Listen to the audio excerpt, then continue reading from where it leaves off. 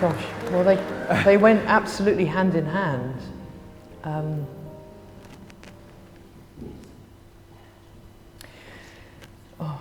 trying to think how to do this quickly. The truth is, those of you who perhaps know some of my own story know that I have lived most of my life by faith. I have chosen to trust God to provide when he put me on the Archbishop's Council, and that has led me into the most extraordinary places, from the White House to Yasser Arafat, to telling him off, to the jungles of Burma where I smuggled in aid. I've seen people healed, I've been to Latin America and seen God work in the most extraordinary way. And he is my all. And I truly thought I was going to have to choose between my faith and my ability to live when I came out. And that came after years of seeking healing. I have been prayed for by virtually anybody there is to pray for on this issue and gone through so many deliverance sessions. I think I know more about my great-great-great-grandfather than most people would know about their own grandfather. But it didn't work. And so I then prayed for the grace to be the woman God had called me to be, and that led me to hospital.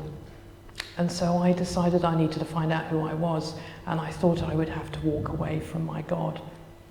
And he walked straight with me through every nook and turning, and he put people alongside me every step of the way. I sat on a plane within a couple of weeks, and there was one seat next to me on a packed plane, an empty seat. I thought, hurrah, we've got that, empty seat. And this vicar got on board, black shirt, white collar. And I thought, oh no. And he sat down, oh, don't I know you? And I thought, crikey, no, please, I don't want to meet a vicar at this point. I haven't come out to anybody.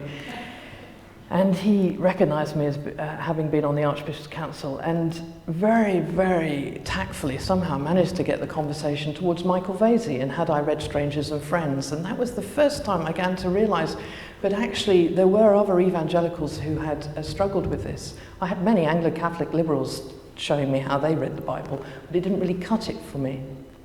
But the truth is, God whispered in my heart and my ear and perform the same day-to-day little mini miracles of love. It was me who had put the barrier there. God loves us passionately. And all I can do is try and witness to that, and all I can do is try and help you meet me and other LGBT Christians so you can see that too.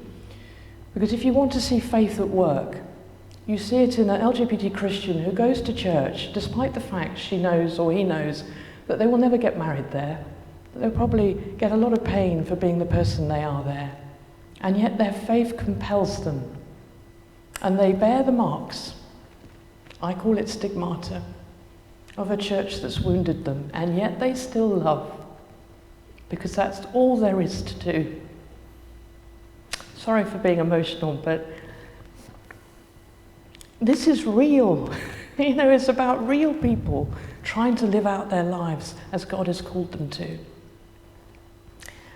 And I know that Christ has allowed us to get to this point because he wants to remake a church that has a complete knowledge of the love of Christ and can witness its power to save. Because at the moment it just sounds like words to a lot of people.